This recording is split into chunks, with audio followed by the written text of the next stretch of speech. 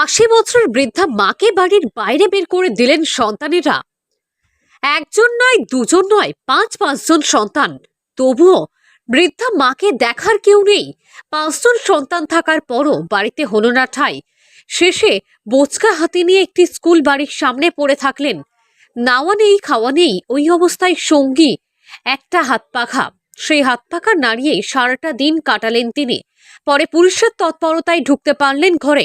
মর্মান্তিক ঘটনাটি ঘটেছে মুর্শিদাবাদ জেলার সাগরপাড়া থানার অন্তর্গত নটিয়াল বাজার সংলগ্ন এলাকায়।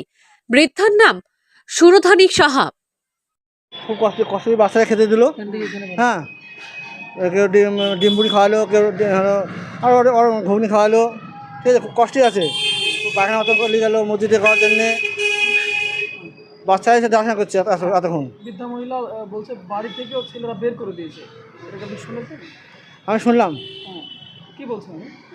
হ্যাঁ, কি বলছে উনি? কি বলছে? ওই কষ্টে আছে, মানে চুপচাপ আছে তো, মানে কথা বলতে পারছে না, মানে কষ্ট। মা বৃদ্ধ হলে নাকি সেই মায়ের আর দাম নেই। মার জন্য অতিরিক্ত একজনকে রাখতে হবে বাড়িতে দেখাশোনার জন্য। মাকে এখন ময়লা আবর্জনা মনে হচ্ছে, সেই কারণেই নিজের মাকে বাড়ি থেকে বের করে দেয় তার 3 সন্তান বলে অভিযোগ। সেই মা রাস্তায় রাস্তায় ঘুরে অবশেষে সাগরপাড়া স্কুলের সামনে এসে সকাল থেকে সন্ধ্যা পর্যন্ত বসে থাকে।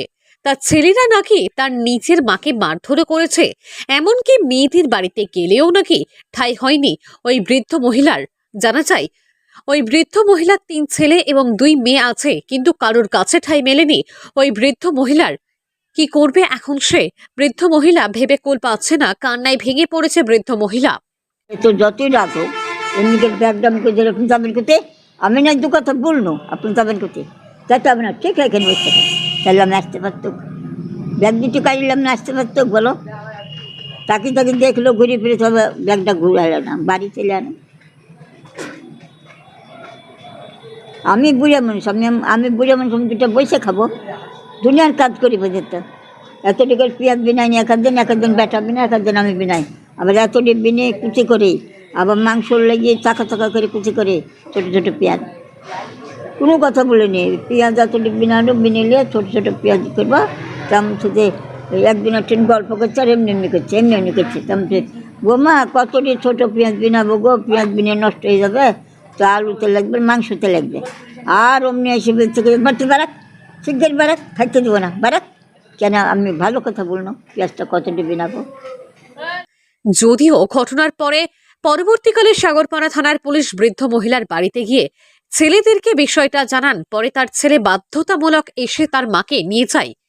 এ কেমন যুগ এসেছে, নিজের মাকে স্ত্রীর জন্য বাড়ি থেকে বের করে দিচ্ছে। যদিও বৃদ্ধা বলেন বাড়িতেও একখানা চৌকি আছে, সেটা পড়েই আছে, ওইটাতে শুতে দেয়নি, খেতে দেয়নি, পড়ে পড়ে কান্নাকাটি করি, কেউ দেখেনি। এদিকে ছেলেদের জিজ্ঞাসাবাদ করা হতেই তারা একে অপরের ঘাড়ে দায় ঠেলতে শুরু করে।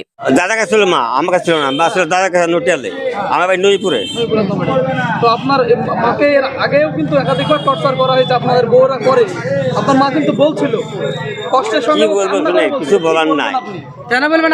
আপনার ওটা কি হয়েছে? আপনি কি ব্যাপার আপনি বলুন, আপনার কি হয়েছে? ওটা কি মা আমার কাছে 10 দিন থাকলো, তো থেকে তাকে বের করে দেয়নি। মুর্শিদাবাদ থেকে কৌশিক অধিকারীর রিপোর্ট, লোকাল 18 বাংলা।